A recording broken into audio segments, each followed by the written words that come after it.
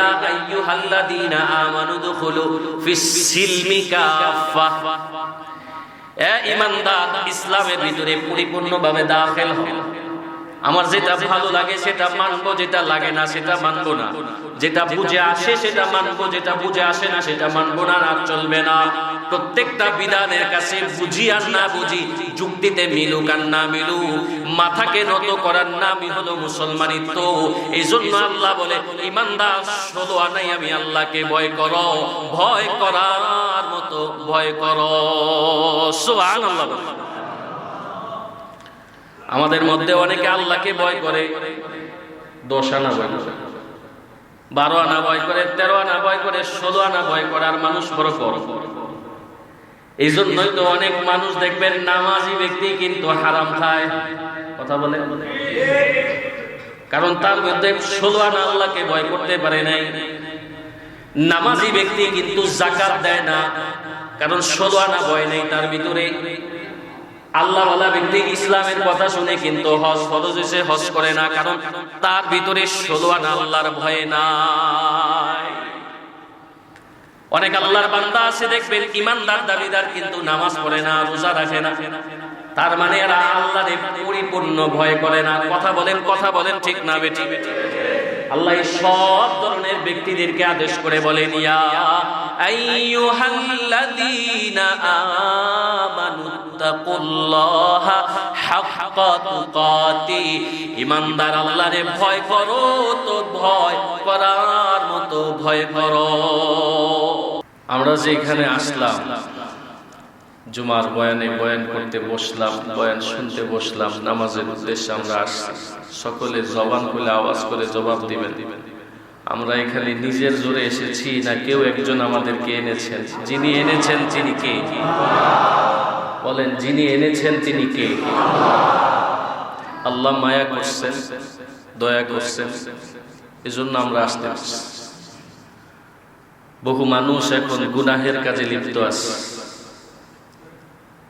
এলাকায় ঘুরে দেখবেন এখনো বহু মানুষ ঘুমের ঘরে আছে, গুনাহে লিপ্ত আছে। আল্লাহ পাক রব্বুল আলামিন যে আমাকে মুহাব্বত করে ভালোবেসে গুনাহ থেকে মাহরুম করে নেক কাজে শরীক হওয়া, নেককারদের মজলিসে আসার বসার সুযোগ করে দিয়েছেন, অন্তরের অন্তরস্থল থেকে আরেকবার পড়ি আলহামদুলিল্লাহ। বহু মানুষের জীবন যায়, রাত কাটে গুনাহে, দিন কাটে গুনাহে। শতকরা কম হতে পারে, তবে 2-4 জন পাওয়া যাবে যে গুনাহের রাতেও কেউ কেউ আল্লাহ পাকের কাছে শেষ রাতে চোখের পানি ফেলায় আল্লাহর পেয়ারা হয়। কথা বলেন ঠিক না বেঠিক? কারো হায়াতের লম্বা সময় গুনাহে কেটে যাচ্ছে, আবার আল্লাহ পাক কোন পেয়ারা বান্দাদেরকে দিয়ে দ্বীনের কাজ করায়, দ্বীনের কাজে শামিল রাখে, দ্বীনের পরিবেশে আল্লাহ কবুল করে। আর তাই হওয়া উচিত, কারণ আমাদের হায়াত তো অনেক কম, ছোট এক হায়াত আল্লাহ আমাদেরকে দিয়েছেন। তো এত কম হায়াতে আমরা যদি গুনাহি করি, তো নেক আমল করব কবে? আল্লাহ সন্তুষ্টি অর্জন করব কবে? হায়াতের জিন্দেগি 13, 14, 15 বছর তো চলে যায় আমার অবুঝ সময়। তারপরে কত লম্বা সময় চলে যায় ঘুমের ঘরে, স্ত্রীকে সময় দিতে, সন্তানকে সময় দিতে, ব্যবসা বাণিজ্যে সময় দিতে। তো আল্লাহকে খুশি করবো কবে? হায়াত তো কম। আগের উম্মতের হায়াত বেশি ছিল, নবীদের হায়াত বেশি, উম্মতেরও হায়াত বেশি ছিল। আমাদের নবীদেরও হায়াত কম ছিল, আমাদেরও হায়াত কম। আল্লাহ পাক রব্বুল আলামিন পয়গম্বর হযরত নূহ আলাইহিস সালামকে লম্বা হায়াত দিয়েছিলেন। 900 বছর তো শুধু দিনের দাওয়াত দিয়েছেন। কত বছর? 40 বছরে যদি নবুয়ত পায় থাকে, তা আগে আরো 40 আছে। এরপরে যখন আল্লাহ পাক কঠিন প্লাবন দিল, প্লাবন শেষ করার পরও তার হায়াত আরো 60 বছর ছিল। মোট আল্লাহ পাক রব্বুল আলামিন 1050 বছর হায়াত দান করছেন হযরত নূহ পয়গম্বর। লম্বা হায়াত, এই বিশাল লম্বা হায়াত পেয়েছেন, তার উম্মতেরাও পেয়েছে। একবার হযরত নূহ আলাইহিস সালামের কাছে এক আম্মা জানাইছে, বলতেছেন, পয়গম্বর, আল্লাহ পাকের কাছে একটু দোয়া করবেন আমার সন্তানদের জন্য। আমার সন্তানদের জন্য কি দোয়া? আমার সন্তানদের অকাল মৃত্যু হয়ে যায়।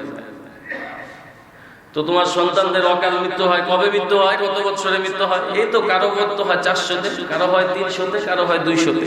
এটা তাদের অকাল মৃত্যু। হযরত নূহ আলাইহিস সালাম বলে, এটা যে অকাল মৃত্যু বলতেছ, আল্লাহ পাক রব্বুল আলামিন কিয়ামত দিবার আগে এমন এক উম্মত পাঠাবে যে উম্মতের হায়াতই হবে মাত্র 60-70 বছর। মহিলা আশ্চর্য হয়ে গেছেন, এটা কি বললেন? তারা জান্নাতে যাবে কিভাবে এত লম্বা অল্প হায়াত নিয়ে? পয়গম্বর হযরত নূহ আলাইহিস সালাম বলছেন, এরপরও তাদের নবী হাসরের ময়দানে তাদের উম্মতকে নিয়ে তা আল্লাহর পাকের কাছে ফখর করবেন, গর্ব করবেন, চিৎকার করে বলেন সুবহানাল্লাহ। এত লম্বা এত ছোট্ট হায়াত তারা পাবে। জিজ্ঞেস করলেন, তো তারা কি হায়াতের জিন্দেগিতে বিবাহ শাদী করবেন না? তারা তাদের হায়াতের জিন্দেগিতে তাদের জরুরত সবকিছু কি কিছু বন্ধ থাকবে? বলে না, তারা বিবাহ করবে, তারা দুনিয়ার সমস্ত জরুরত পূরণ করবে, তারপরেও তাদের নবী তাদেরকে নিয়ে গর্ব করবে। তোমাকে যদি এমন হায়াত দেওয়া হইতো, এই অল্প হায়াত 60-70, তো তুমি কি করতা? মহিলা জবাব দিতেছে, নবী, আমি দুনিয়াতে আইসা বুঝ হওয়ার পরে এক সেজদা দিতাম, আর এক সেজদায় আমি খোদার কবরে যাইতাম। আমি মাঝখানে এক মুহূর্তে সময় নষ্ট করতাম না, কারণ গুনাহ করলে সময়কে আর কাজে লাগাইবো কখন? ইবাদত আর বন্দেগী করবো কখন? আর আমরা মনে করি আমাদের সময় যায় না। সকাল হইলে বিকাল হয় না কেন? বিকাল হলে রাত হয় না কেন? রাত হলে সকাল হয় না কেন? হায়াতের জিন্দেগির 40, 50, 60, 70 বছর হায়াত চলে গেছে, এখনো আমাদের ফিকির নেই। বরং আমরা হায়াতের জিন্দেগিতে অনেক কাজে সময় লাগাবার সুযোগ বের করে নিই। কারো জিন্দেগির হায়াতের জিন্দেগিতে কমপক্ষে 50টা 31st নাইট আছে। কি বলেন, আছে না? প্রতি বছর 31st নাইট পালন করতে। কারো হায়াতে এ পর্যন্ত প্রায় 40টা 50টা পহেলা বৈশাখ হয়ে গেছে। কারো হায়াতে দেখবেন 30টা 40টা 50টা প্রায় জন্মবার্ষিকী হয়ে গেছে। আমার নেতার জন্মবার্ষিকী, নেতার মৃত্যুবার্ষিকী, অমুক সংগঠনের আজকে উদ্বোধন দিন হয়েছিল। কি বলেন, এরকম সমাজের লোক আমাদের সমাজে আছে না নেই বলেন তো? অযথা সময় নষ্ট করতে করতে আমরা দিন পার করতেছি। কিন্তু আমাদের বুজুর্গরা যারা, আমাদের আকাবিদ যারা, তারা কথা বলতো হিসাব করতেন, সামান্য কথা বলতেন, কারণ তাদের হায়াতের জিন্দেগি সামান্য থেকে সামান্য সময়ও তারা নষ্ট করতেন না। নষ্টই যদি করে ফেলে, ইবাদত আর বন্দেগী করব কখন? সুবহানাল্লাহ। হায়াতের জিন্দেগি একেবারে কম। এই কম সময়ের ভিতরে আল্লাহ পাকের সন্তুষ্টি আমাদের অর্জন করতে হবে, সময়গুলোকে কাজে লাগাইতে হবে। এজন্যই তো আল্লাহ পাক রব্বুল আলামিন আমাদেরকে সতর্ক বানিয়ে দিয়া বলেন, ইয়া আইয়ুহাল্লাযীনা আমানুত্তাকুল্লাহ হাক্কা তুকাতিহি ওয়া লা তামুতুন্না ইল্লা ওয়া আনতুম মুসলিমুন। আল্লাহ পাক রব্বুল আলামিন ঈমানদারদেরকে বড় আদর করে, বড় সোহাগ করে আল্লাহ পাক রব্বুল আলামিন বলে, ইয়া আইয়ুহাল্লাযীনা আমানু, এ আমার ঈমানদার বান্দারা, এ ঈমানদার বান্দারা। বাবায় যেমন সন্তানকে বলে ও আমার আব্বু, আমার বাবা, আব্বু বলে সুন্দর করে ডাক দেয়, আম্মু বলে ডাক দেয়, বড় আদর সোহাগ করে ডাক দেয়। আল্লাহ বান্দাকে মোহাব্বত করে ভালোবাসে। কুরআন শরীফে বিভিন্ন জায়গায় বারবার আল্লাহ ঈমানদারদেরকে আল্লাহ বলে, ইয়া আইয়ুহাল্লাযীনা আমানু, ও আমার ঈমানদার বান্দা। সুবহানাল্লাহ। বড় আদর করে সোহাগ করে আল্লাহ পাক রব্বুল আলামিন আমাদেরকে আদেশ করেন, ইয়া আইয়ুহাল্লাযীনা আমানুত্তাকুল্লাহ, আল্লাহ পাক রব্বুল আলামিন বলে ঈমানদার আল্লাহ পাক রব্বুল আলামিনকে তোমরা ভয় করো। আমানুত্তাকুল্লাহ, আল্লাহকে ভয় করো। কেমন ভয় করবা? আল্লাহ বলেন হাক্কা তুকাতিহি, ভয় করার মতো ভয় করো, অর্থাৎ পরিপূর্ণ ভয় করো। 16 আনাই ভয় করো, পরিপূর্ণ আল্লাহ পাক রব্বুল আলামিনকে ভয় করো। সামান্য কিছু ভয় করবে, আবার কিছু সময় করবে না, না হবে না। আল্লাহ বলেন ঈমানদার পরিপূর্ণ আমি আল্লাহকে ভয় করো। আল্লাহ পাক রব্বুল আলামিন অন্য আয়াতে আমাদেরকে জানায়া দিয়েছেন ইয়া আইয়ুহাল্লাযীনা আমানু দুখুলু ফিস সিলমি কাফফা, এই ঈমানদার ইসলাম নামক কলেজের ভিতরে পরিপূর্ণভাবে তোমরা দাখিল হও। একটা মানবা, একটা মানবা না, একটা ভালো লাগে, একটা ভালো লাগে না, না এটা হবে না। ইসলামের প্রত্যেকটা বিধানের কাছে মাথা নত করবা, প্রত্যেকটা বিধানকে মেনে নিবা, এটা আল্লাহর আদেশ। প্রত্যেকটা বিধানকে তোমরা ঈমানদার মেনে নাও। এজন্যই আল্লাহ বলে হাক্কা তুকাতিহি, আমি আল্লাহকে পরিপূর্ণভাবে তোমরা ভয় করো, পরিপূর্ণ ভয় করো। প্রত্যেকটা বিধান মানো, প্রত্যেকটা বিধানের কাছে মাথা নত কইরা আল্লাহকে যে ভয় করো, এই ভয়ে তোমরা প্রমাণ করো। সুবহানাল্লাহ। সাহাবী আব্দুল্লাহ বিন সালাম রাদিয়াল্লাহু তাআলা বেঈমান থেকে, ইহুদি থেকে মুসলমান হওয়ার পরে এবার ইহুদি ধর্মে উটের গোশত খাওয়াটাকে তেমন ভালো মনে করতো না। এবার মুসলমান হওয়ার পরে তারও আর উটের গোশত ওই যে আগে খাইতো না। তো মুসলমান হওয়ার পরে এখন উটের গোশতটা খাইতে কি লাগে? ইতস্তদাবোধ লাগে। উটের গোশত খাইতে চায়, খাইতে কেমন কেমন লাগে। ইসলামের একটা বিধান, এটা তো হুকুম আছে, উটের গোশত খাওয়া জায়েজ, জায়েজ না? জায়েজ না, না জায়েজ বলেন? জায়েজ। উটের গোশত খাওয়া জায়েজ, তো ভালো লাগে না, এটা এড়ায় চলে। আল্লাহ আয়াত নাযিল করে বলে ইয়া আইয়ুহাল্লাযীনা আমানু দুখুলু ফিস সিলমি কাফফা, এ ঈমানদার ইসলামের ভিতরে পরিপূর্ণভাবে দাখিল হও। আমার যেটা ভালো লাগে সেটা মানবো, যেটা লাগে না সেটা মানবো না। যেটা বুঝে আসে সেটা মানবো, যেটা বুঝে আসে না সেটা মানবো না, আর চলবে না। প্রত্যেকটা বিধানের কাছে বুঝি আর না বুঝি, যুক্তিতে মিলুক আর না মিলুক, মাথাকে নত করার নামই হলো মুসলমানিত্ব। এই জন্য আল্লাহ বলে ঈমানদার 16 আনাই আমি আল্লাহকে ভয় করো, ভয় করার মতো ভয় করো। সুবহানাল্লাহ। আমাদের মধ্যে অনেকে আল্লাহকে ভয় করে 10 আনা ভয় করে, 12 আনা ভয় করে, 13 আনা ভয় করে, 16 আনা ভয় করে, আর মানুষ বড় কর। এই জন্যই তো অনেক মানুষ দেখবেন নামাজি ব্যক্তি কিন্তু হারাম খায়। কথা বলে, কারণ তার মধ্যে 16 আনা আল্লাহকে ভয় করতে পারে নাই। নামাজি ব্যক্তি কিন্তু যাকাত দেয় না, কারণ 16 আনা ভয় নেই তার ভিতরে। আল্লাহ ওয়ালা ব্যক্তি ইসলামের কথা শুনে কিন্তু হজ ফরজ হইছে হজ করে না, কারণ তার ভিতরে 16 আনা আল্লাহর ভয় নাই। অনেক আল্লাহর বান্দা আছে দেখবেন ঈমানদার দাবিদার, কিন্তু নামাজ পড়ে না, রোজা রাখে না, তার মানে এরা আল্লাহরে পরিপূর্ণ ভয় করে না। কথা বলেন ঠিক না বেটি? আল্লাহ সব ধরনের ব্যক্তিদেরকে আদেশ করে বলেন ইয়া আইয়ুহাল্লাযীনা আমানুত্তাকুল্লাহা হাক্কা তুকাতি, ঈমানদার আল্লাহরে ভয় করো, তো ভয় করার মতো ভয় করো। আল্লাহকে ভয় করার মতো ভয় করেছেন সাহাবায়ে কেরাম আজমাইন। আল্লাহকে ভয় করার মতো ভয় করেছেন বহু বুজুর্গদের ঘটনা আপনারা জানেন। প্রসিদ্ধ ঘটনা আপনারা কিতাবের মধ্যে পড়েছেন, বিভিন্ন বইয়ের ভিতরে পড়েছেন। হযরতে ওমর রাদিয়াল্লাহু তাআলা আনহুর যুগে রাতের বেলায় ঘরের আঁধারের ভিতরে এক মা আর মেয়ের কথোপকথন চলতেছে। মা মেয়েকে আদেশ করে বলে, আয় আমার সন্তান, আমরা যে দুধ ব্যবসা করি, তো দুধের ভিতরে তুমি পানি মিশায়া দাও। বিভিন্ন কিতাবের বইয়ের ভিতরে আপনারা ঘটনা পড়ছেন। পানি মিশানোর কথা বললে সন্তান ডাক দেয়া বলে মা, এটা তো ওমরের নিষেধ, তো ওমর যদি খবর জেনে ফেলে যে দুধের সাথে পানি মিশাইছি তো বড় শাস্তির সম্মুখীন হতে হবে। মা ডাক দেয়া বলে সন্তান, ওমর এত রাতে কোত্থেকে আসবে?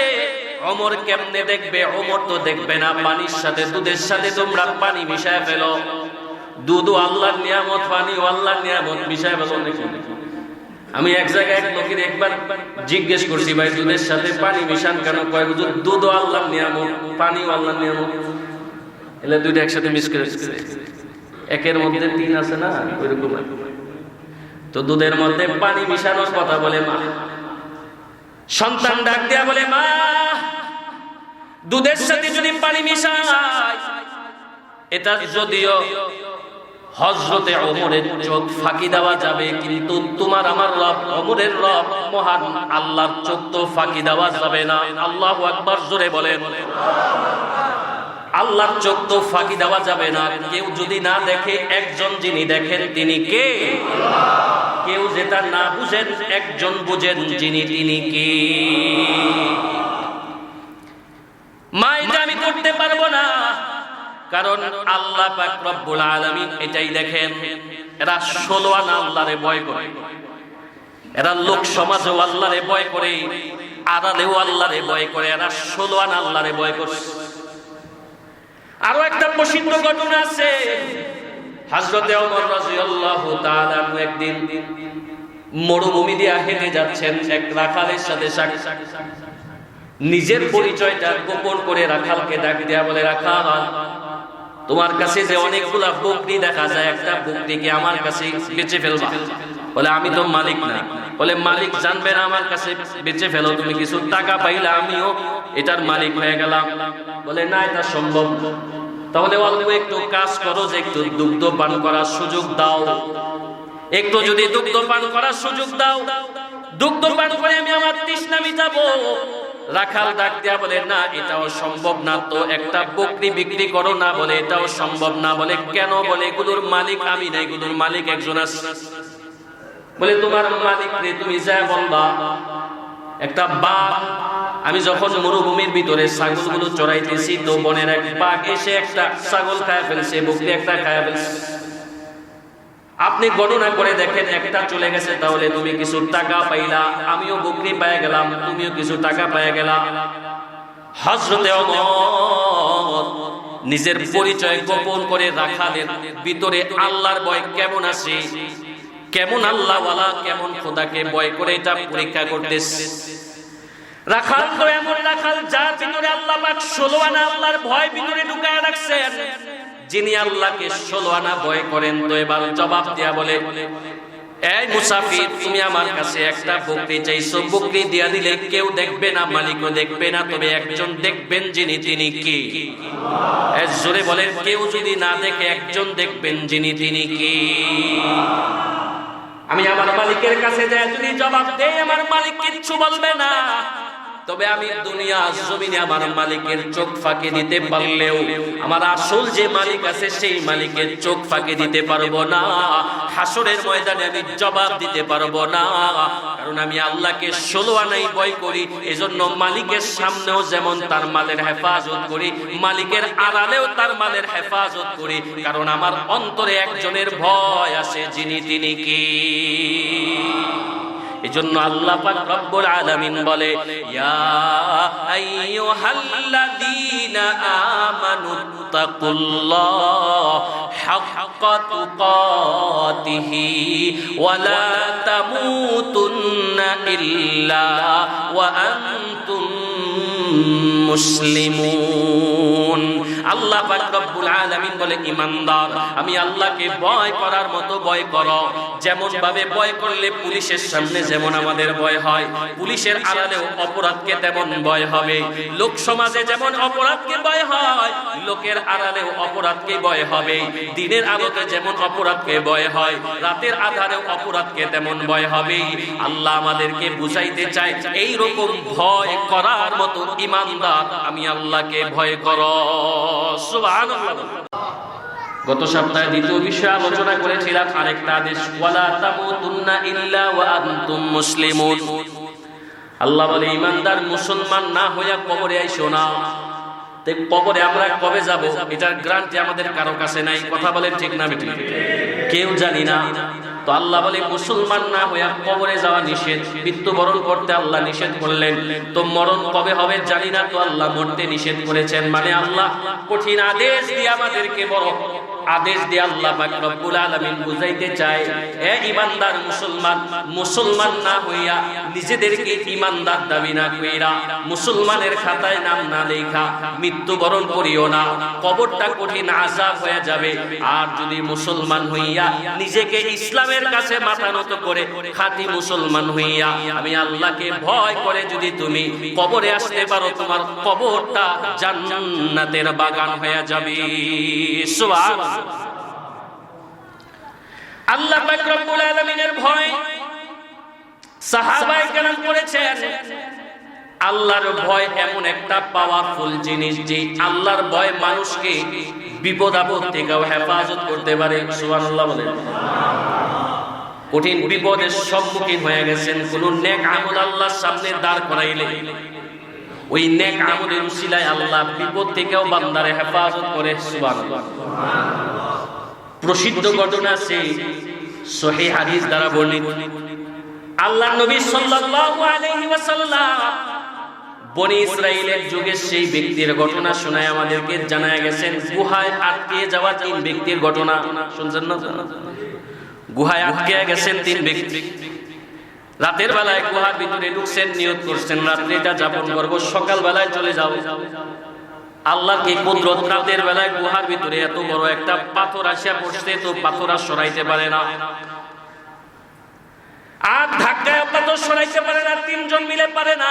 এত বড় পাথর গুহার মুখের মধ্যে আটকায় বসে। নিশ্চিত মৃত্যু, কতক্ষণ বাঁচবে, খানাও নাই, আলো আসে না, বাতাসও আসে না, কিছু আসে না। আর কতক্ষণ বাঁচবে, খানা নাই, দানা নাই, কিচ্ছু নাই। চিন্তায় পড়ে গেছে তিন যুবক। একত্রিত হয়ে আল্লাহ পাক রব্বুল আলামিনের সামনে খুব ভালো করে শুনে দেখেন, তারা বিপদ থেকে হেফাজত হওয়ার জন্য, বাঁচার জন্য আল্লাহর সামনে কি উপস্থিত করতেছে।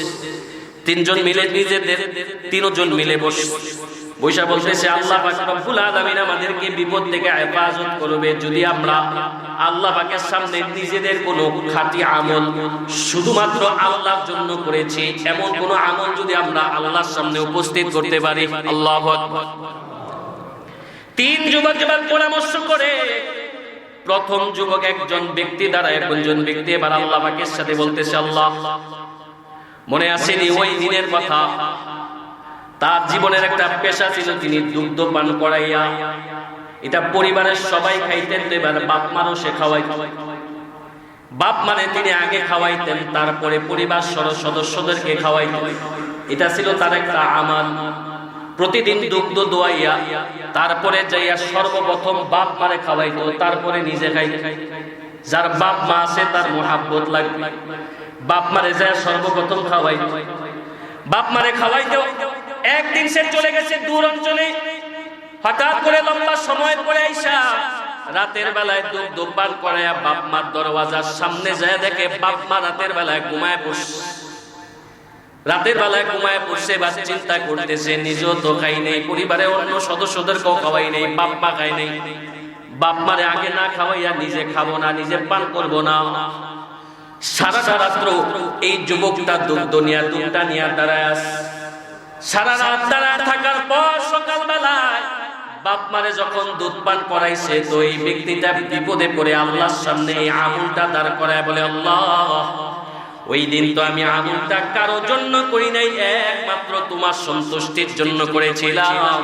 আল্লাহ যদি আমার আমলটা তোমার পছন্দ হয়, আমার আমলটা যদি তোমার কবুল হয়, তুমি আল্লাহ এই বিপদ থেকে আমাদেরকে হেফাজত করো।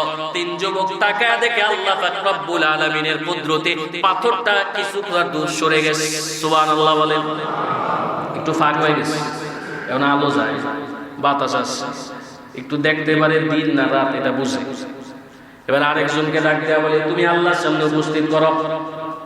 এই ব্যক্তিটা ডাইকা বলে, আল্লাহ আমার একটা চাচাতো বোন ছিল, বড় সুন্দরী এক চাচাতো বোন, যে বোনের প্রতি আমার অনেক ভালোবাসা ছিল, অনেক লোভ লালসা ছিল।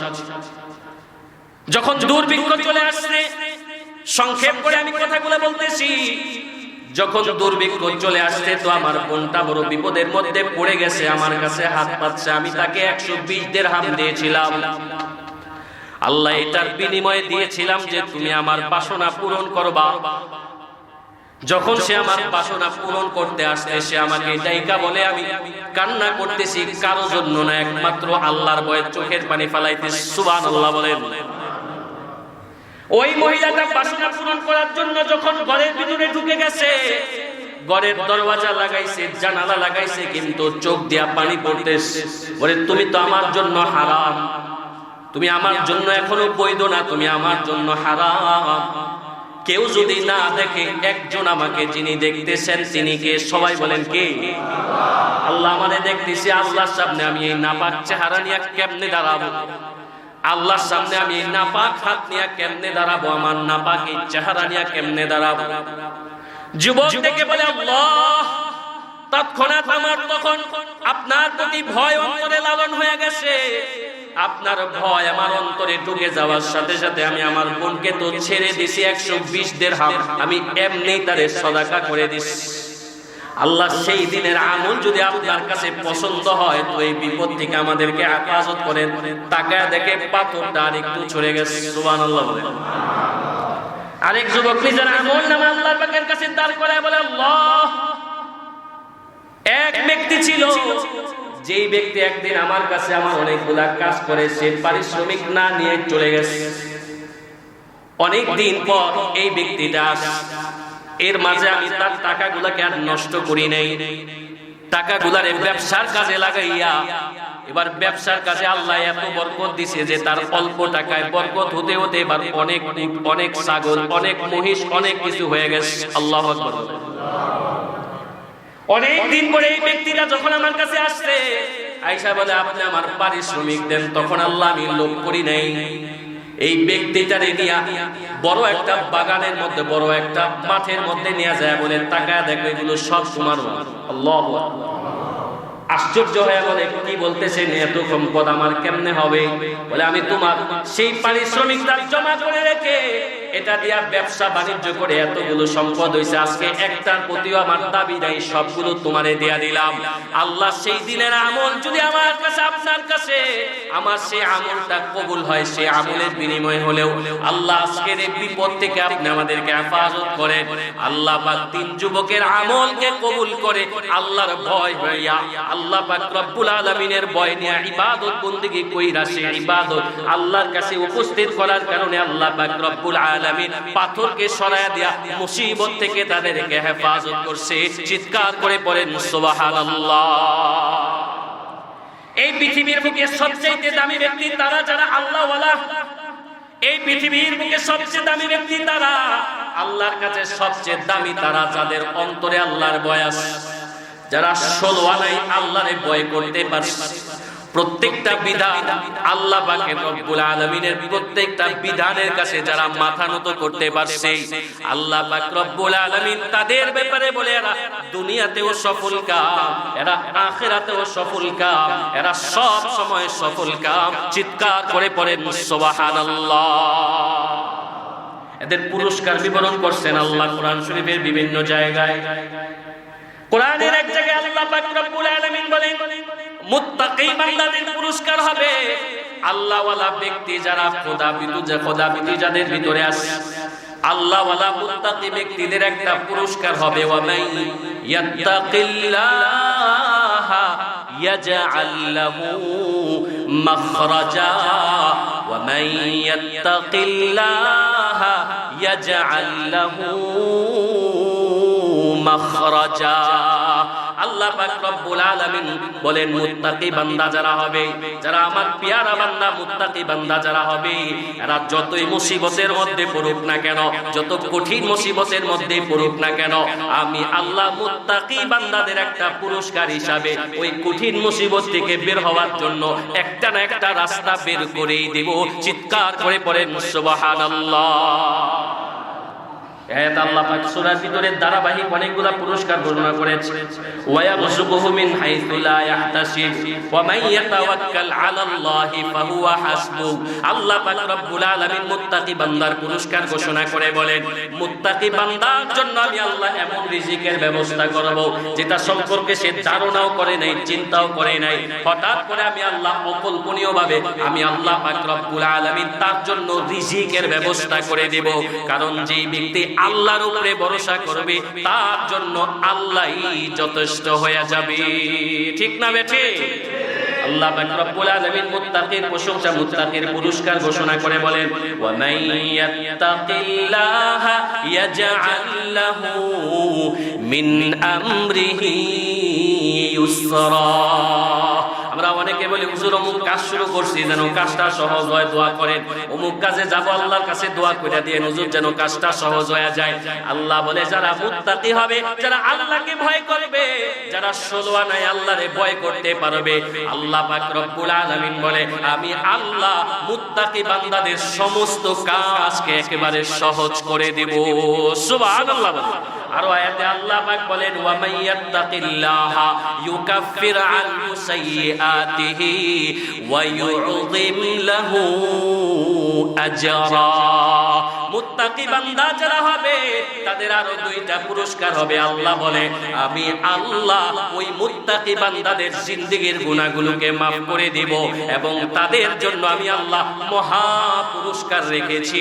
আমি আল্লাহ তাদেরকে মহা পুরস্কারে পুরস্কৃত করব। চিৎকার করে পড়েন সুবহানাল্লাহ। মুত্তাকি বান্দাদের পরকালের পুরস্কার আল্লাহ ঘোষণা করেছেন। কোরআনের বিভিন্ন জায়গায় আল্লাহ পাক রব্বুল আলামিন বলেছেন। সূরা আলি ইমরানে আল্লাহ বলেন, লিল্লাযীনা আমানু ওয়া আমিলুস সালিহাত। আল্লাহ পাক রব্বুল আলামিন বলেন, ইনদা রাব্বিহিম জান্নাতু আদনিন তাজরি মিন তাহতিহাল আনহারু খালিদিনা ফিহা ওয়া আসওয়াজুম মুতাহহারাতুন ওয়া রিদওয়ানুম মিনাল্লাহ। মুত্তাকি বান্দা যারা হবে এই সমস্ত ব্যক্তিদেরকে আল্লাহ পাক রব্বুল আলামিন এমন একটা জান্নাত দান করবেন, যেই জান্নাতের তলদেশ দিয়ে নহর প্রবাহিত হবে। যেই জান্নাত পাওয়ার পর মুত্তাকি বান্দারা একেবারে খুশি হয়ে যাবে, একেবারে তৃপ্ত হয়ে যাবে। আল্লাহ বলে মরতে দেরি হবে, মুত্তাকিদেরকে জান্নাত দিতে দেরি করা হবে না। চিৎকার করে পড়েন সুবহানাল্লাহ। এমন এক জান্নাত আল্লাহ মুত্তাকি বান্দাদেরকে দেন। জান্নাত এমন জায়গা, লম্বা কথা বলার সময় নাই। যেই জান্নাতের মধ্যে যাইয়া আল্লাহ পাক রব্বুল আলামিন পৃথিবীর কোনো মানুষ দেখবেন না কোনো কিছু পায়া তৃপ্ত হয়। যার 5 লাখ টাকা আছে সে 10 লাখের আশা করে, যার 10 লাখ আছে সে 20 লাখের আশা করে। তৃপ্তি করতে পারে না, দুনিয়া কাউকে তৃপ্ত করতে পারে না। আল্লাহু আকবার। জান্নাত এমন একটা পুরস্কার, জান্নাতি বান্দারা জান্নাতে যায় আল্লাহরে বলবে, আল্লাহ এমন জিনিস পাইছি যেই জিনিস পাই আমরা পুরা তৃপ্ত হয়ে গেছি। সুবহানাল্লাহ। আরো একটা পুরস্কার আল্লাহ বলে, ওয়া আজওয়াজুম মুতাহহারা। এই জান্নাতি ব্যক্তিদের জন্য আমি আল্লাহ সতী নারী রাখছি, এমন স্ত্রী রাখছি যে স্ত্রীকে কোনো পুরুষ কোনোদিন দেখে নাই, কোনো পুরুষ কোনোদিন ছয় নাই, কোনো পুরুষ কোনোদিন দেখে নাই, সেও কোনো পুরুষের প্রতি কোনোদিন আকৃষ্ট হয় নাই, দেখে নাই। এবং সতী নারী আমি আল্লাহ মুত্তাকি বান্দাদের জন্য, ঈমানদার বান্দাদের জন্য, জান্নাতি বান্দাদের জন্য পুরস্কার হিসাবে রেখে দিছি। চিৎকার করে পড়েন সুবহানাল্লাহ। আয়াতের মধ্যে আল্লাহ আরেকটা পুরস্কার ঘোষণা করে বলেন, ওয়া রিদওয়ানুম মিনাল্লাহ। এরা আল্লাহর সন্তুষ্টি পেয়ে যাবে। জান্নাতে যাওয়ার পরে একটা চিন্তা থাকতে পারে, আল্লাহ পাক রব্বুল আলামিন কতদিন জান্নাতে রাখবে? না, আল্লাহ আমাদেরকে জান্নাত থেকে বের করে দিবেন। একটা মানুষ আমাদের যদি একটা ফ্ল্যাটে থাকতে দেয়, একটা জায়গায় থাকতে দেয়, থাকতে দেওয়ার পরে সর্বপ্রথম সবচেয়ে বেশি ভয় যেটা কাজ করে, কোন দিন জানি আমাদের উঠায়া দেয়। কথা বলেন ঠিক না বেঠিক? একটা চাকরি নিলে ভয় থাকে, কোন দিন জানি চাকরি যেন হয়ে যায়। এটা বাড়িতে ঢুকলে ভয় লাগে, কোন দিন জানি বাড়ি থেকে বের করে দেয়, এটা একটা ভয় থাকে। আল্লাহু আকবার। আল্লাহ পাক রব্বুল আলামিন বলে জান্নাতি বান্দাদেরকে জান্নাত দেওয়ার পরে জান্নাত থেকে বের হওয়ার কোনো ভয় থাকবে না, কারণ জান্নাতি বান্দার প্রতি সর্বসময় সর্ব অবস্থায় সর্ব মুহূর্তে আমি আল্লাহ তাদের উপরে সন্তুষ্ট থাকবো। চিৎকার করে পড়েন সুবহানাল্লাহ। এজন্য আল্লাহ পাক রব্বুল আলামিন ঈমানদারদেরকে ডাইকা বলে, ঈমানদার মৃত্যুবরণ করিও না, মুসলমান না হইয়া মরিও না। আর মুসলমান হওয়ার পর তুমি আমি আল্লাহকে ভয় করার মতো ভয় করবা। তার মানে প্রত্যেকটা বিধানের কাছে মাথা নত করবা, প্রত্যেকটা আহকামের কাছে মাথা নত করবা, প্রত্যেকটা নিষেধের কাছে মাথা নত করবা। বুঝে আসুক আর না আসুক, যুক্তিতে মিলুক আর না মিলুক, প্রত্যেকটা বিধানের কাছে মাথা নত করা, প্রত্যেকটা আহকামকে মেনে নেওয়ার নামই হলো আল্লাহকে ভয় করার মতো ভয় করা। আল্লাহ আমাদের প্রত্যেককে আল্লাহ পাক রব্বুল আলামিনকে ভয় করার মতো ভয় করার তৌফিক দান করেন। সকলে বলেন আমিন। আল্লাহকে ভয় করার মতো ভয় করার নাম হইল শুধু নামাজ রোজা করলাম তা না, সব আহকামকে আহকামের কাছে মাথা নত করা। যাকাত আসছে, যাকাত আদায় করা। হজ ফরজ হইছে, হজ করে ফেলা। দান সদকার মতো অবস্থা আমার আসছে, দান সদকা করা। রোজা ফরজ রোজা আসছে, ফরজ রোজা রাখা। নামাজের সময় হইছে, নামাজ পড়া। প্রত্যেকটা বিধানের কাছে মাথা নত করা। কথা বলেন ঠিক না বেঠিক? আল্লাহ পাক রব্বুল আলামিন আমাদের প্রত্যেককে আল্লাহ পাককে ভয় করার মতো ভয় করার তৌফিক দান করেন। 16 আনাই ভয় করার তৌফিক দান করেন।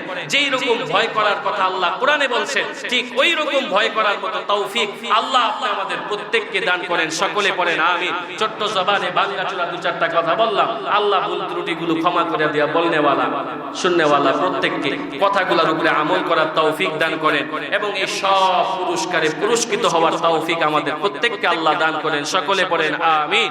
ওয়া আখিরু দাওয়ানা আলহামদুলিল্লাহি রাব্বিল আলামিন।